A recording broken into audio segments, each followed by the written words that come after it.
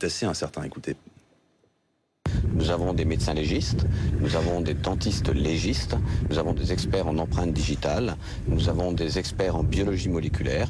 Et traditionnellement, cette chaîne est constituée par une succession d'étapes qui permettent d'identifier les corps.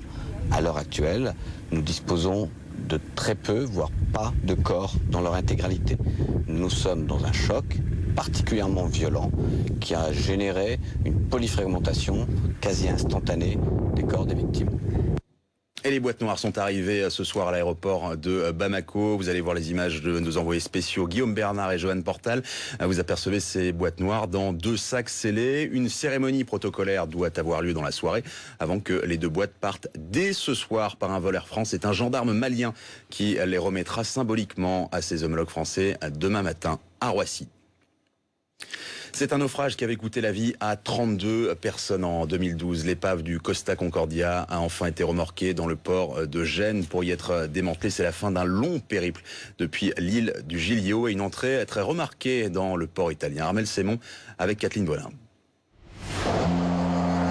Enfin, l'épave du Costa Concordia entre dans le port de Gênes, sous les yeux des journalistes nombreux à avoir suivi le long périple du Costa. Plus de 350 km en provenance de l'île du Giglio. Les Génois, eux, sont soulagés. Finalement, après tout le mal causé par l'Italie en Europe, nous allons enfin pouvoir tourner la page. Pour manœuvrer ce géant des mers, les techniciens ont dû y aller en douceur, car une fois le Costa arrivé près de la digue, il a fallu l'y rattacher, tout en faisant attention à ce que les caissons qui stabilisent le bateau ne touchent pas le quai. Une opération périlleuse qui s'est déroulée sans encombre. Ce n'était pas facile, comme vous avez pu le voir. C'est une opération complexe qui s'est parfaitement déroulée. Aujourd'hui, une phase se termine et une autre commence, car le bateau restera ici 22 mois pour être détruit.